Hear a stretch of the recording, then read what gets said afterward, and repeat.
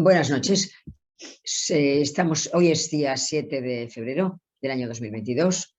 Vamos a empezar a estudiar las bienaventuranzas y vamos a rezar antes la oración que siempre rezamos y que siempre os pongo en el chat. En el nombre del Padre, del Hijo y del Espíritu Santo. Amén. Señor Jesús, te presento a ti tal como soy. Te pido perdón por mis pecados, me arrepiento de ellos. Por favor, perdóname. En tu nombre perdono a todos los que me han ofendido. Renuncio a Satanás, a los espíritus maléficos y a todas sus obras. Me entrego por completo a ti con todo mi ser. Señor Jesús, ahora y por siempre te invito a entrar en mi vida. Te acepto como mi Señor, mi Dios y mi Salvador. Por favor, cúrame, cámbiame, fortaléceme en cuerpo, alma y espíritu. Ven, Señor Jesús. Cúbreme con tu preciosa sangre y lléname del Espíritu Santo. Te amo, Señor Jesús. Te alabo, Señor Jesús, y te doy las gracias. Te seguiré cada día de mi vida. María, mi Madre, Reina de la Paz, San Peregrino, Santo del Cáncer, todos los ángeles y santos, por favor, ayudadme. Amén. En el nombre del Padre, del Hijo y del Espíritu Santo. Vale, pues bien, vamos a empezar a estudiar las bienaventuranzas. Como las bienaventuranzas están en Lucas, capítulo 6, y en Mateo, capítulo 5. Es más extenso el capítulo 5 de Mateo que Lucas, pero como no son exactamente iguales, vamos a ir haciéndolas poco a poco. Entonces yo he pensado que como yo creo que un mes y medio, 4 o 5 clases van a durar, ¿no? He pensado que lo mejor sería que hiciera menos tiempo de clase, porque es doctrina. Como tal, es más denso. Entonces he pensado, bueno, pues vamos a hacer unos 40 minutos de clase, 30, 40 minutos, dependiendo de yo cómo lo vea, porque una cosa es que yo os explique pues, una parábola y otra cosa es que, o por ejemplo, lo que os explicaba el otro día del hombre de la mano seca, que me da juego como para explicaros un poco la enfermedad y además doctrina y además pues, aplicarlo al día de hoy. Y otra cosa es que explique exactamente la palabra del Señor, ¿no? Yo creo que hoy vamos a hacer una excepción porque realmente pensaba yo que iba a ser más corto, como siempre, más largo, o sea, que ya empezábamos a hacerlo corto, pero yo creo que por lo que he calculado va a ser más o menos una cosa así. De todos modos, recordad que en la universidad no se da clase más de 3/4 de hora porque la gente es el primer cuarto de hora el que capta la gente. Y luego, pues la otra media hora, bueno, pues te vas distrayendo y volviendo, tanto más si es una hora, ¿no? O sea que intentaré que la clase sea, pues, de 40 minutos, una cosa así. Vamos a ver, yo quería, la primera bienaventuranza, yo la cojo de San Lucas. Perdón, de San Mateo. La cojo de San Mateo, capítulo 5, versículo 1, y exactamente capítulo 1, versículo 3, capítulo 1, me vuelvo a equivocar, capítulo 5, versículo 3 de San Mateo. Capítulo 5, versículo 3 de San Mateo. Y dice, bienaventurados los pobres de espíritu, porque de ellos es el reino de los cielos. Entonces, para explicar esto y que lo entendáis muy bien, tengo que irme para atrás. Y cuando acabe la clase, veréis qué bien, qué idea tan clara tenéis sobre esta bienaventuranza. ¿Qué quiere decir? Bienaventurado es dichoso, feliz. O sea, en realidad está diciendo dichoso, o sea, feliz el que es pobre de espíritu, porque de esta gente que es pobre de espíritu, de ella es el reino de los cielos. Entonces hay que explicar qué quiere decir bienaventurado, qué quiere decir pobre de espíritu y qué quiere decir reino de los cielos. Y con esto lo veis clarísimo. Vamos a ver, mirando todo esto, mirando las bienaventuranzas, se me ocurrió ir para atrás y repasar un poco todo lo que había sido el libro de Josué y los jueces. O sea, recordad que los primeros 5 libros del Antiguo Testamento es la Torá, Génesis, Éxodo, Levítico, Números y Deuteronomio, la ley escrita, y luego inmediatamente viene el libro de Josué.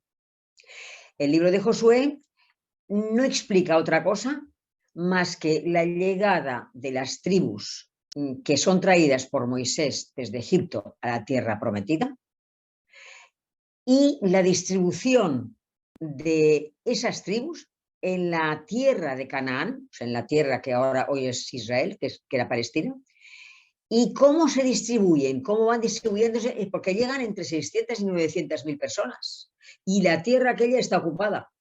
Entonces, el libro de Josué se dedica a ver exactamente cómo va a ser distribuida todas esas 12 tribus dentro de un territorio que ya está ocupado. Pensad que la gente que había allí era una gente, las personas, todos los clanes y tribus que existían en ese momento allí, que ya estaban, eran, digamos, de alguna manera superiores a todos los judíos, porque digamos que se defendían mejor en bosque los judíos cuando guerreaban contra ellos para conseguir parte del país, guerreaban mejor en bosques y en zonas montañosas que llanuras, porque sencillamente pues porque ellos tenían carros y caballos. Entonces se defendían mejor, o sea, estaban más adelantados. Pero por otro lado, tenían tanto miedo, o sea, habían oído hablar tanto de este pueblo que venía, que estaba acercándose y que ya estaba a las puertas de donde estaban ellos, que eran, ya te digo, entre 600 y 900.000 personas. Y Dios, el Dios de ellos, el Dios de los judíos, el Dios que les había llevado hasta allí, tenía tantísimo poder y había hecho tantísimos milagros que muchas veces se rendían antes de entablar batalla. O sea que el libro de Josué te explicará de una manera muy simplificada primero lo que he explicado, cómo se distribuye la tierra entre las 12 tribus de Israel y además que todo es don de Dios. O sea que lo iremos desarrollando más adelante, pero todo es don de Dios en el sentido de que si ellos siguen a Dios, si no buscan a dioses idolátricos, si no cambian, digamos, de bando, como si dijéramos, si siguen al Dios único, todo les será más fácil.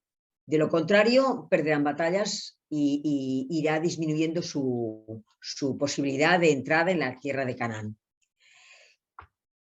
Evidentemente el libro de Josué, que sigue a la Torá, está muy simplificado. O sea, tenéis que saber que, digamos que, que son, no lo explica, pero en realidad son unos 200 años que están, digamos, condensados en este libro de Josué. Porque hasta que yo recuerde, pues hasta el rey David, una cosa así, hasta el rey David, que es del siglo XI antes de Cristo, no hubo, digamos, ya no se construyó como nación de alguna manera. Se constituye con el rey David nación, el pueblo de Israel, hasta en el siglo XI con este rey. Digamos que en esta época alcanza poderío y dominio como nación el pueblo de Israel y no antes. Por tanto, quiero decirte que está muy condensado. Te explican, no me acuerdo cuántos capítulos son, pero realmente es condensado. En realidad esta conquista de la tierra prometida duró unos 200 años. Que sepáis, hay una cosa que sepáis, pero que no nos moveremos de ahí, que sepáis que por estudios nuevos que se han hecho, parece que, yo siempre digo, a ver, el siglo 13 a.C. es cuando llegan los judíos a la Tierra Prometida. Por una serie de estudios parece que se ha cortado el tiempo, o sea que en realidad llegaron en el siglo XV. Habría que correrlo todo un poco, pero como yo ya os he enseñado que vamos a mantener el tiempo, o sea, pero que sepáis que sí, que es así, que hay nuevas teorías que dicen que parecería que en realidad todo tuvo lugar, la llegada a la Tierra Prometida, tuvo lugar aproximadamente en el siglo XV, pero que no nos vamos a mover, es igual, siglo XV o XIII, vamos a mantener lo que hemos estudiado durante todo este tiempo. Entonces, en el siglo XIII los judíos llegan a la Tierra Prometida llevados por Moisés y entrarán gracias a Josué. Entonces, vamos a ver, esto ya veréis por qué os lo digo. Vamos a situarnos en la época, en la llegada a la Tierra Prometida, ¿no? Y lo que hay que aprender primeramente de todo esto, es que no es una nación, o sea, no hay un territorio, no hay una nación todavía. Está formada por tribus y por clanes, como sabéis, ¿no? Estas tribus y clanes tienen una identidad propia, cada uno. Imaginaos 600.000 personas o 700.000 personas que van formando clanes y tribus, tienen su identidad propia, pero además de tener la identidad propia de cada uno, por encima de estas identidades de cada clan o pueblo, ¿no?, hay una identidad común. Identidad común que deviene, se convierte en una costumbre desde la antigüedad. O sea, todo el conjunto de esta gente, además de sus características propias, tiene una costumbre que es muy antigua. ¿Qué costumbre en común tienen? Que una tribu que inmediatamente conquistaba a otra tribu, automáticamente todos los bienes de esa tribu, léase mujeres, es decir, o las violaban o las mataban o las incorporaban al grupo de mujeres que tenían, joyas, el botín de guerra, es decir, cuando una tribu atacaba a otra tribu y vencía a la tribu, se quedaba con el botín de guerra. El botín de guerra, que era las mujeres, las joyas que podían pertenecer a esa tribu o esa misma tribu que hubiera vencido a otra, ya tenía más joyas todavía, y ganado.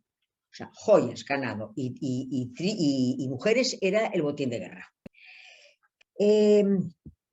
Entonces, esta es la idea la costumbre que se tenía digamos, que existía desde toda la antigüedad. Y esto es lo que llamaríamos la ley del exterminio. Entonces, a ver, hay que explicar lo que es la ley del exterminio, porque, o sea, no nos podemos escapar, no hay que, digamos, hay que enfrentarse a esto, porque si no, nos queda la idea de que, sin saber todo esto que estoy explicando, nos queda la idea de una cosa vaga, borrosa, en la que vemos que el Antiguo Testamento es algo como que hay tanta violencia, tantas guerras, tantos degollamientos, tantas luchas, tantas batallas. Vale, hay algunas cosas pues, que son anécdotas y es interesante saber lo que hace un rey y otro y qué ocurre con la casta Susana, por ejemplo, pero en medio hay mucha violencia, ¿no? Y es absolutamente necesario porque enfrentarte con esta idea de lo que llamo yo la ley del exterminio, ¿no? Porque si no, de alguna manera dices, ¡ay, qué desagradable! Es que el Antiguo Testamento es que está lleno de batallas y cosas. Yo verdaderamente lo voy a obviar, o sea, y así digo yo, o sea, si tenéis que empezar por algún sitio, empezad por el Nuevo Testamento. Pero ya que estamos en las Sagradas Escrituras en profundidad, yo os estoy explicando esto para que nos enfrentemos a lo que era el Antiguo Testamento sin ningún miedo, las cosas que pasaban allí, sin miedo y aceptando que era algo que existía pues hace 41 siglos, o sea, y que no se puede mirar con la mentalidad de ahora, porque os acabo de decir que tienen o sea, que tienen una costumbre, tenían una costumbre desde toda la antigüedad, ya la tenían. Entonces, por eso quiero hablar hoy de esta ley del exterminio, ¿no? Para que, además de paso, que explico esta bienaventuranza, y ya veréis por qué lo digo, de paso, perdamos el miedo a manejar el Antiguo Testamento. Entonces, esta ley del exterminio, digamos que, o sea, hay que entender que el origen de las tribus antiguas es un origen semita. Cuando digo semita, ¿qué quiere decir? Pues viene de Sem, o sea, muy antiguo, muy, hace muchos años, muy antiguo. Sem, Noé, tuvo 3 hijos, Sem, Cam y Jafet. Pues cuando decimos tribus semíticas, digamos que vendrían las tribus, los orígenes de esa tribu vendría del hijo de Noé.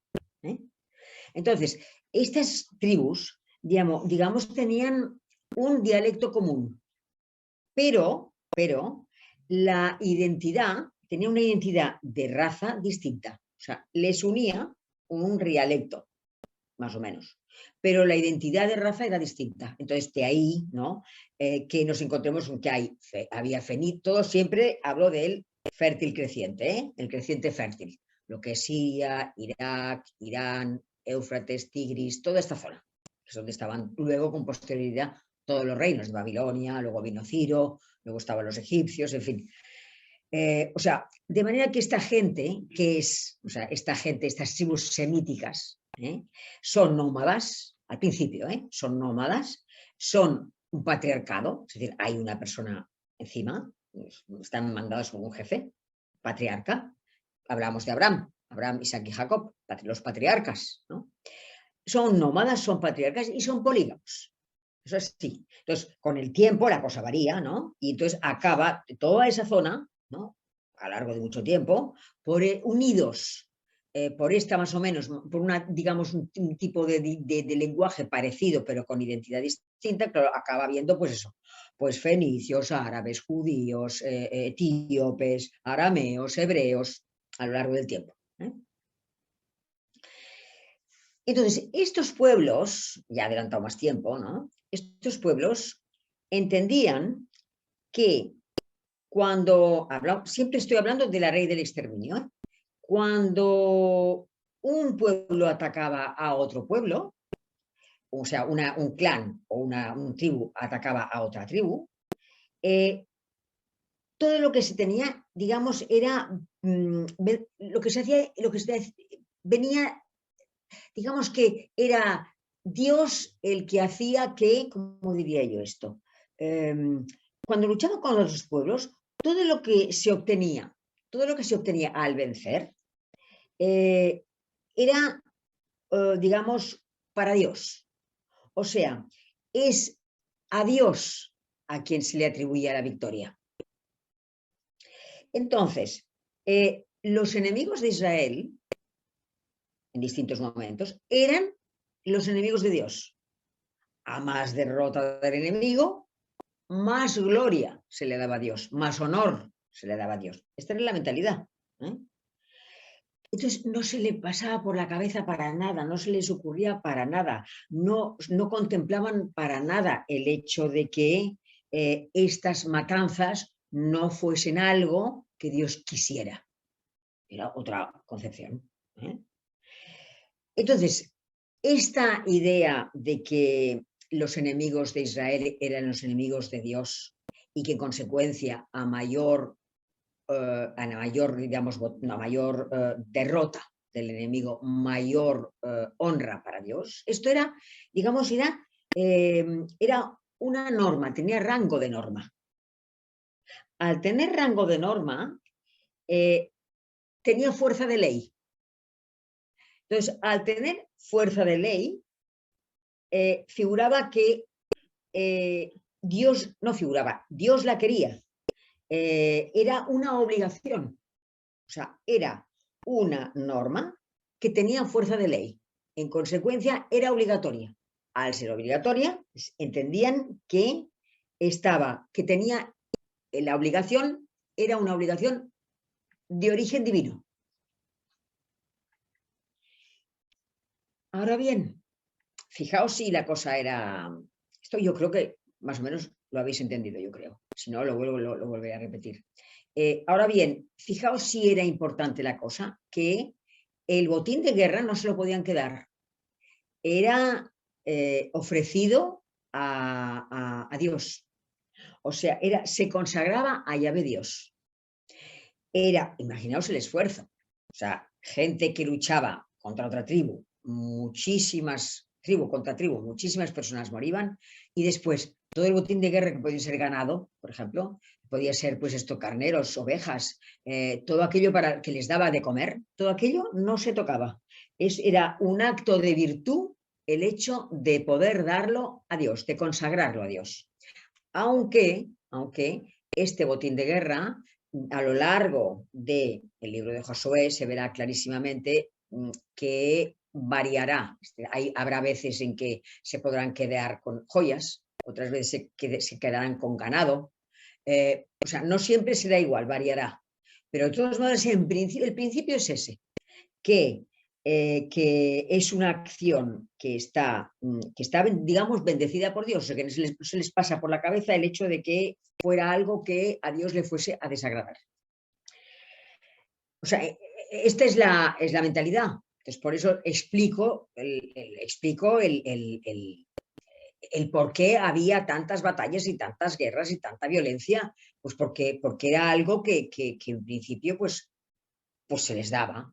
Era algo que si Dios quería, que si esto tenía rango de norma y era algo que fuese una cosa que Dios quería, pues adelante. No se les pasaba por la cabeza que fuera algo que fuese contra Dios, ¿no? Entendido esto, para que se pueda leer mejor el Antiguo Testamento, tenemos que trasladarnos entonces al siglo VI. Digamos que estábamos hasta ahora más o menos. Os he hablado de las tribus sumerias, os he trasladado un poco, y os he hablado un poco entonces del siglo XIII, en el que Moisés recibe las tablas de la ley, es decir, los mandamientos, pero hasta que estos mandamientos se apliquen pasará muchísimo tiempo. Es decir, la gente es muy lenta. No es recibir los mandamientos y ya aplicarlos, no. Con el tiempo Dios les ayudará a evolucionar y entonces ellos irán dejando el ojo por ojo, diente por diente. Pero de momento el hecho de que recibieran las tablas de la ley no quiere decir que fuesen aplicadas inmediatamente, y menos en cualquier parte. Fijaos que eran montones de clanes y montones de razas y montones de tribus. Entonces, explicado esto, ahora yo me traslado del siglo XIII a.C. al siglo V a.C. Perdón, me parece que es si no me equivoco, es el siglo VI a.C. Sí, siglo VI a.C. Entonces, fijaos que en el siglo VI a.C. es cuando el rey Nabucodonosor ya está mucho más evolucionado, ¿sabes? Ya está mucho más evolucionados. Fijaos que ya hay, por supuesto, ya ha habido el reino de Judá, ya tienen rey. El rey ya desde el siglo, han tenido a David, a Salomón, luego se ha partido el reino en dos, en fin, están ya mucho más evolucionados. Pero en el siglo VI a.C., rey Nabucodonosor les invade, y ellos se van, tiene lugar lo que llamamos siempre el destierro. Ellos se van a Babilonia y, se van obligados, se irán a Babilonia. Y estarán allí 50 años. Entonces, fijaos que todo se desbarata para ellos. Ellos están en una situación bastante estable. Lo más importante, tenían tres pilares. En el siglo VI a.C. tenían tres pilares, que era la ciudad santa, que era Jerusalén. Tenían el templo y tenían un rey, tenían la monarquía. Pues todo esto se deshace, porque entra Nabucodonosor, desde el rey se acaba el templo y acaba la ciudad santa. Entonces ellos no entienden por qué Yahvé, habiéndoles dado un patrimonio a ellos, ahora se lo quita. No lo entienden.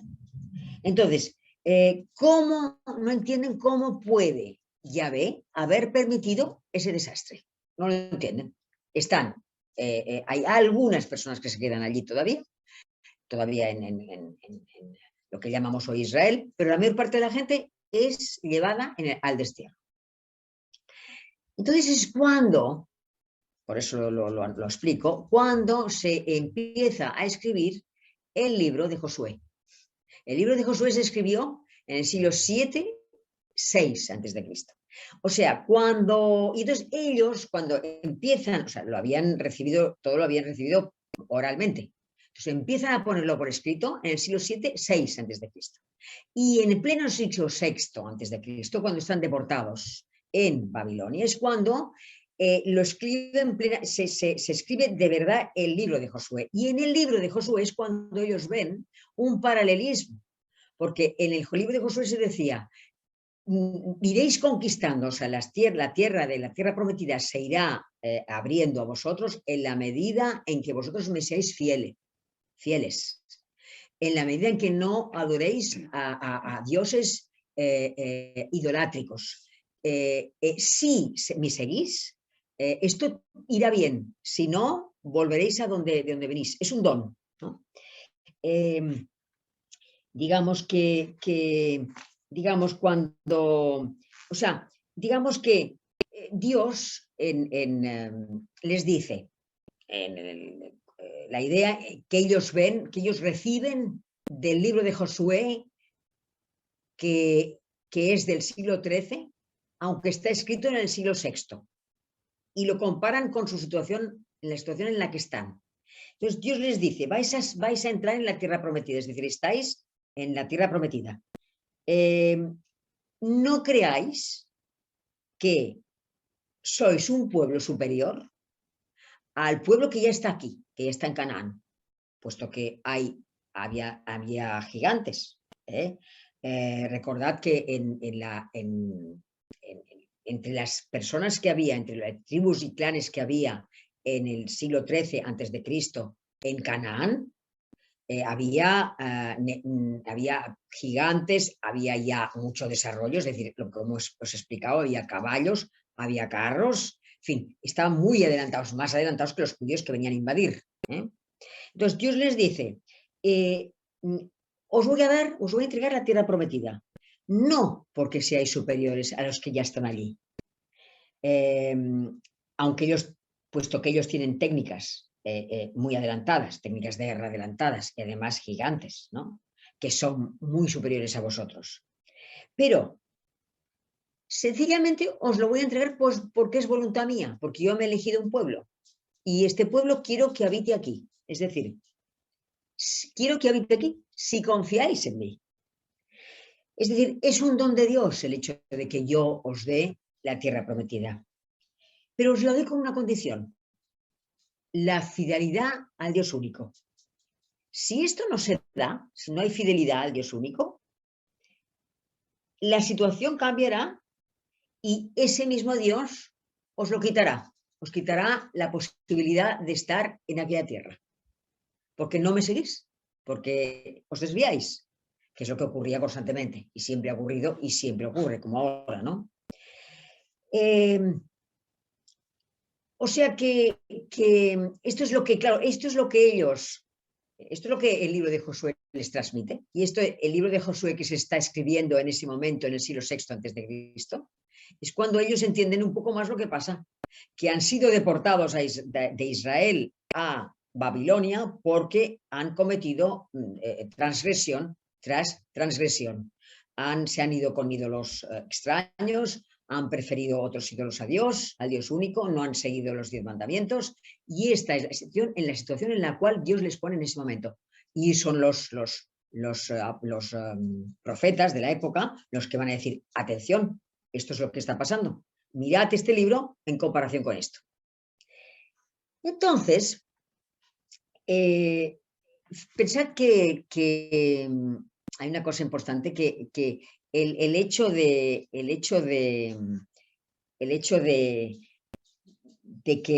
o sea, hay que entender básicamente una cosa, que la tierra prometida es un don de Dios al pueblo. Pero es un don que Dios hace al pueblo, pero que se tiene que conquistar ese don. Lo tienes que conquistar con tu fidelidad. Se tiene que decir lo mismo paralelamente con el cielo. O sea, el cielo, es decir, el estado de estar con Dios, es un don que Dios nos hace gracias a la pasión, muerte y resurrección de su Hijo. Y lo tienes que conquistar exactamente igual. Es la tierra prometida. Tú tienes que conquistar la tierra prometida, que es el cielo. O sea, no se te da así. Se te da, se te ofrece y tú la conquistas. Es decir, la persigues. Hay que hacer este paralelismo entre la tierra prometida y la tierra prometida del que es el cielo. Entonces, os decía que ellos no están en esta situación, pero claro, ven este paralelismo con el libro de Josué. Entonces, toman nota y dicen, pues que aquí lo que pasa es que lo que tenemos que volver es al Dios único. De hecho, tardaron 50 años y volvieron porque entra el rey Ciro, el rey de los persas, que al cabo de un año vence a los babilonios y al cabo de un año les dice, toda la gente que ha sido deportada, que vuelva otra vez a su país de origen. Y pueden volver a su país de origen. Caerán otras veces, caerán, porque siempre caemos en negar a Dios, en no ser fieles a Dios. Pero todo eso les ha servido de enseñanza a muchas generaciones, ¿no? Entonces, fijaos, esto es interesante, dentro de cuando ellos llegan deportados, que es el siglo VI antes de Cristo, los babilonios les ofrecen la posibilidad de que apostaten. Y les dicen, si apostatáis, es decir, si dejáis al único Dios, nosotros lo que vamos a hacer es permitiros que negociéis. O sea, abrid negocios, casaos con nuestras mujeres, integraos en nuestra sociedad, pero siempre y cuando apostatéis, es decir, no creáis más en el Dios único, creed en nuestros dioses, incorporaos a nuestra sociedad. Entonces, muchos apostataron. Claro, hay mucha gente que apostató, pero otros muchos no apostataron. Eran unos hombres y unas mujeres que eran sencillos, que eran trabajadores, piadosos, buenos, tenían una fe inquebrantable en el Dios único, y eso los hacía unirse enormemente. Estos eran los famosos Anawim, los llamaban los Anawim, que eran un poco, digamos un poco despreciados por todos aquellos que habían decidido que apostataban. Porque claro, los que apostaban aparentemente ganaban. Es decir, se incorporaban definitivamente. Ellos no sabían que 50 años más tarde iban a poder volver a su país de origen. Ellos ya lo daban por perdido. Lo único que querían era pues integrarse e integrar a sus hijos en una sociedad nueva. Entonces apostataron. Pero estos, los Anawim, decidieron mantenerse como tales, como creyendo en el Dios único, que digamos que son los anteriores, los llamaban los Anawim, y son los anteriores a este resto fiel que siempre hablo yo, que es lo que llamamos el resto fiel de la época de Jesús. Cuando llega Jesús a la tierra, nos encontramos que hay una serie de gente que está muy religiosa, que está siempre deseando que llegue el Mesías, que cumple muchísimo con Dios, cuyos referentes los tenemos en los evangelios de la infancia de San Lucas. Tenemos a 4 ejemplos. Tenemos los padres de San Juan Bautista, Isabel y Zacarías. Tenemos a Joaquín y Ana, los padres de la Virgen. Tenemos a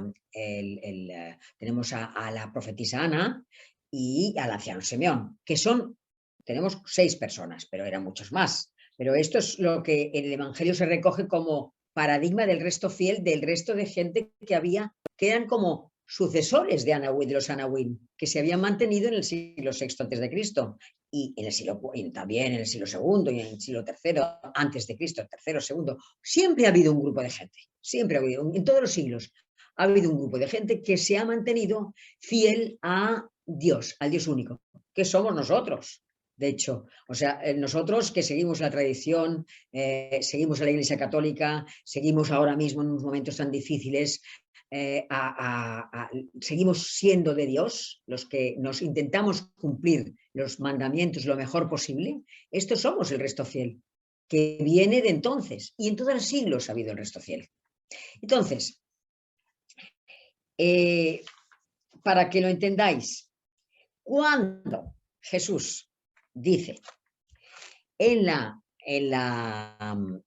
primera bienaventuranza, bienaventurados los pobres de espíritu, porque de ellos es el reino de los cielos, cuando dice bienaventurados los pobres de espíritu, todo el mundo sabe que se refiere a los anahuim. Claro, si no te explican que claro, tú piensas, bueno, yo me rompía la cabeza de joven, o sea, pensaba, anahuim, pobre de espíritu, que de alguna manera es lo mismo, o sea, es la idea de un pobre de espíritu, que quiere decir un pobre infeliz, un pobre, un pobrecito, un pobre, no en el sentido de rico o pobre, sino un infeliz porque de este infeliz Dios le dará el cielo. Eso es lo que más o menos yo pensaba. Pero claro, esto perfilando más el tema, cuando Jesús dice bienaventurados los pobres de espíritu, todo el mundo que le está escuchando sabe que se refiere a los anahuim del siglo VI a.C. O sea que quiere decir que es un resto fiel de gente que se ha mantenido siempre fiel a Dios único. Entonces, cuando Jesús dice, bienaventurados los pobres de espíritu, quiere decir que bienaventurados aquellos que me siguen o siguen a Dios y no se desviaron del camino.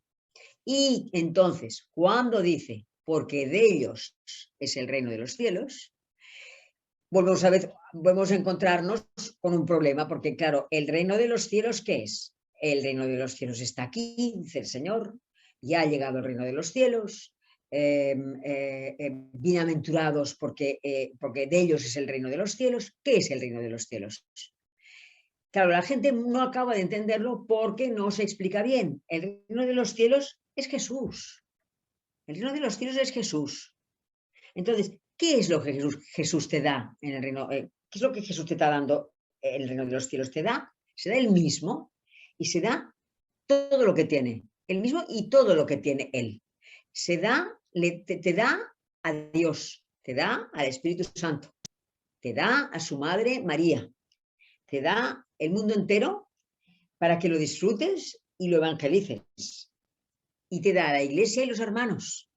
Esto es lo que es el reino de los cielos. Entonces, ahora sí que se entenderá muy bien la primera bienaventuranza cuando digamos, bienaventurados los pobres de espíritu, es decir, la gente que sigue fielmente a Dios, porque de ellos será Jesús, de ellos será el reino de los cielos, que es Dios, todo lo que Dios te quiere dar. Bueno, pues esto es lo que yo quería explicaros. Son las 8 menos 20. Entonces, o sea que el resumen de todo esto ha sido esto, lo más importante. La semana que viene lo perfilaré un poco más, hablaré un poco más de la primera bienaventuranza, pero la base de la primera bienaventuranza está puesta. Y así yo creo que lo habéis entendido perfectamente bien.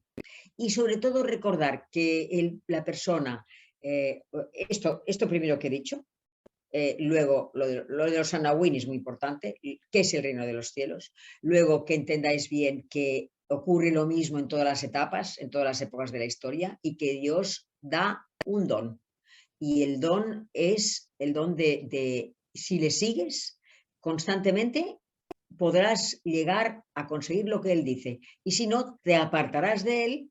Y no es porque Él te lo quite, sino simplemente porque no podrá entrar en ti, porque Él constantemente quiere entrar, quiere darte lo mejor, pero no puedes porque estás cerrado. Este sería el resumen de la clase de hoy, que es el comienzo de lo que serían las bienaventuranzas. Entonces voy a parar aquí, voy a cerrar la transmisión y si queréis preguntar cualquier cosa, pues voy a abrir Ahora puedes hablar, ahora te oirán. Va bé. Un momento, a ver, un minuto. A ver. A ver.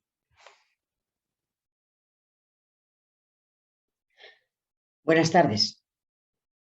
Mi nombre es Isabel y me presento a ustedes desde este canal en España.